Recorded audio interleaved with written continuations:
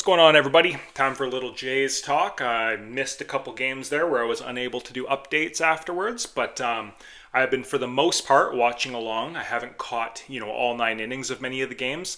The split squad game there, I ended up watching the Detroit Tigers version, and I was unable to watch the game against the Phillies, but I did see the highlights with the home runs and things like that. And then I watched today's game, which will be, you know, tying into some points I want to make here.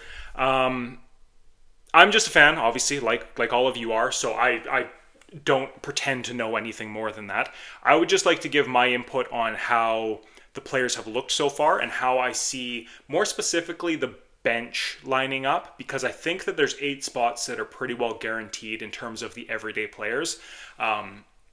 This team doesn't have an obvious DH. There's no peak JD Martinez or anybody like that, where like a David Ortiz, where you're penciling a guy in every single day to that spot.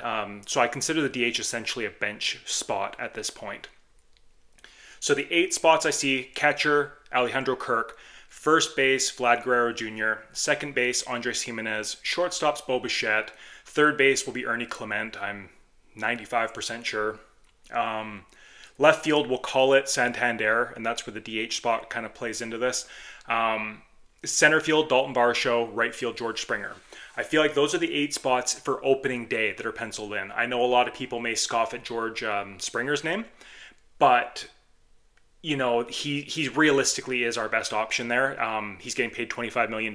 He'll be given a shot to see what he's got there. So yeah, those are the 8. I don't think many people can dispute those, really. And then in terms of the 5 remaining spots, because again, I'm not counting the DH because we don't have an obvious everyday DH. So 5 spots remaining for quote-unquote bench bats. I think Heineman is your backup catcher. I think he's done enough to keep it. I don't think that Bethancourt has come in and done anything to really impress and steal that from him. So I think you're going to have Heineman there, at least to start the year, and things can change. Will Wagner, I think, will be a name. I don't believe he'll be given like an everyday DH. I don't see him DHing 130 games or anything like that this year, but he will probably be an opening day DH. That's 2 of your 5 taken. Then you've got Alan Roden, who has been basically too good to ignore. I don't see how he doesn't make the team. Like, I don't know. It's possible because of the whole service time manipulation. He doesn't count towards the PPI incentives. So technically they could keep him down for a couple of weeks and maintain a year of control. But given that he's 25 already, and you're still going to have 6 or 7 years of control over the guy, I don't really see that as being a big deal, because you're going to have him for his whole prime regardless. So, and that's assuming that he becomes a star and is a huge ARB eligible guy that is making 20 million plus a year in arbitration and all that. Otherwise, it doesn't really matter. So yeah, I think he'll be on the bench shortly into the year, if not immediately. So there's 3 out of our 5. That leaves you with like a Davis Schneider. I think because he's so different, he's more of a lefty masher, and he plays second base and left field. And obviously we don't have anybody else that's a second base left fielder. So he kind of, the right-handed hitting, we have a lot of lefties all of a sudden on this team. So yeah, having a righty there to kind of mash the lefties and can give some defensive versatility. And then it's that last spot where if you're just taking the 26 that are kind of penciled in, if you will, coming into spring, you would say, well, Joey Loperfido needs to be on there. And I kind of agree. Like, Loperfido hasn't necessarily done anything to lose the job, but he's also done nothing to really win the job either. And given that he's a left-handed hitting outfielder with, I guess he could probably play first base, but I'm assuming Will Wagner can also play first base. He's done it in spring training. I think he's done it in the past. I'm assuming Alan Roden could probably play first base in a pinch. Anthony Santander can play first base. So I don't see a clear role for Loperfido. And when you're a win now team where every win is actually going to make a difference, right? We're not just running out prospects to see what we've got and to help players develop. We're trying to win. And a win in April is just as important as a win in September.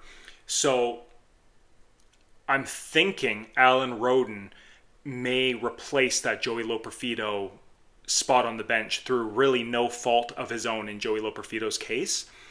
And obviously, these could be flip flopped. They could, like I say, try to do a little bit of service time manipulation with Roden and keep him down for 2 weeks or whatever. But I have a hard time believing that they'll do that given how crucial the start of this season is going to be. So I honestly believe Alan Roden may break with the team over Loperfido. And then I think your fifth guy in that mix has to be somebody with more defensive versatility. You can't load your entire roster with left fielders. So that's where I think maybe a Leo Jimenez makes the bench. So then you've got your Heineman, Wagner, Roden, Schneider, Jimenez. And you've got your backup catcher, your lefty infielder, who's also, a DH candidate in Wagner. And then you've got your Alan Roden, who can shuffle into left field, right field. He can get George Springer off his feet, especially against righties. He can move Santander or Springer to DH for a couple of days, and Wagner can get in at third base. Davis Schneider, again, if you're facing a tough lefty who you don't like Andres Jimenez against, maybe you start Davis Schneider at second base the odd time. I'm not saying against all lefties, but against a Garrett Crochet or against a Max Fried or somebody like that. You can start him there and then defensive sub in Jimenez later in the game. Or you can give him the odd start against a lefty, maybe Roden or Loperfido or somebody like that is just getting eaten alive by lefties. So you put Schneider in left field that day. There's a lot of versatility there having Schneider as opposed to having both Roden and Loperfido. So I kind of I like that mix better. And then I think I said Leo Jimenez, but I guess we call him Leo Jimenez, don't we? I like his defensive versatility because I see Ernie Clement being the everyday third baseman to start the year. And Jimenez gives you that kind of jack of all trades where he can be a good second baseman, a good shortstop, a good third baseman. And he can be, injury replacement, things like that, pinch runner. He can pinch hit against a lefty. He's got an all right bat. He does have a league average bat, we'll call it.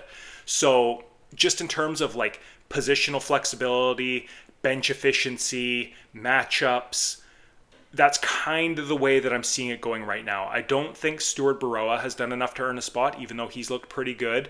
Jonathan Clase hasn't looked great. He hasn't done anything to earn a spot. And it looks like Dalton Varsho is going to be ready to go for center field. So you don't really need to worry about Loperfido out there. And that brings me to my next point of them putting Alan Roden in center field the other game. I think yesterday he played center field. Maybe it was even today. I think it was today.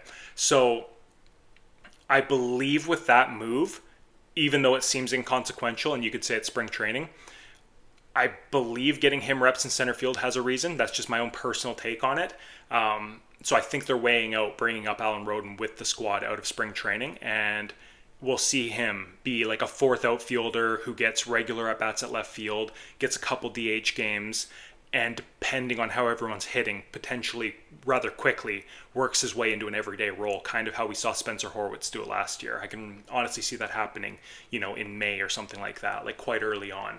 So yeah, that's where I'm sitting with it right now. Again, this is just a fan's take, and this is just kind of like the eyeball test of what I'm seeing, and in terms of how I know this organization likes defensive versatility, likes to play matchups, likes to have guys with different skill sets, so that when a sinker slider pitcher's in, they can go with one guy, and then if the high heat with a splitter or whatever comes in the next game, they have a different guy matched up for that. And that's where I'm starting to see the overlap of a Nathan Lucas and an Alan Roden and a Will Wagner and a Joey Loperfido. And there's just a lot of lefty guys with limited defensive versatility, basically.